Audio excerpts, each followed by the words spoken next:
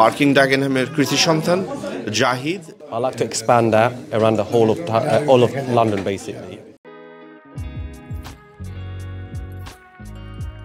ব্রিটেনে প্রথম বাংলাদেশি পেশাদার ক্রিকেটার এবং কেএলসি বর্ষসেরা খেলোয়াড়ের সম্মানপ্রাপ্ত জাহিদ হাসানকে বার্কিং ও ড্যাগেনহাম কাউন্সিল বিশেষ অভ্যর্থনা জানিয়েছে। শুক্রবার বিকেলে বার্কিং টাউন হলে আয়োজিত এ অনুষ্ঠানে সভাপতিত্ব করেন বার্কিংয়ের মেয়র মঈন কাদরী।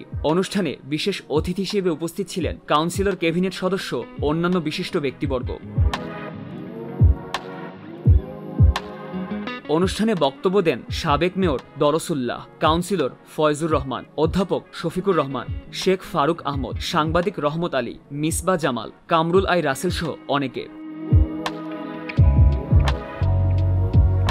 মেয়র মঈন কাদরী বলেন, জাহিদ হাসান 2004 সালে ইংল্যান্ডের অনূর্ধ্ব 19 দলের হয়ে খেলার জন্য নির্বাচিত হন। তিনি ব্রিটেনের প্রতিনিধিত্ব করে বিশ্ব দরবারে সম্মান অর্জন করেন। I work in the grassroots level currently now. Obviously, I would like to get involved in the schools coaching to begin with, which I'm doing already anyway.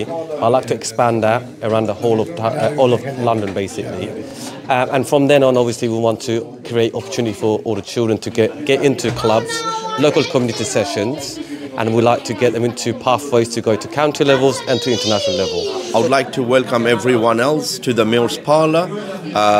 Today we are celebrating a local success, a story and a history.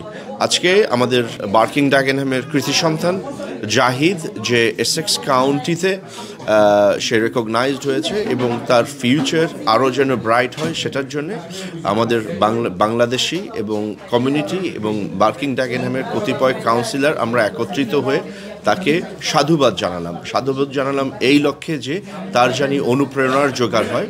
আপনারা নিশ্চয়ই এটা বিশ্বাস করেন যে আপনি যদি কোনো কাজে অনুপ্রেরণিত হন তাহলে আপনার কোনো শক্তি নেই সেই কাজ থেকে আপনাকে পিছপা করতে পারে।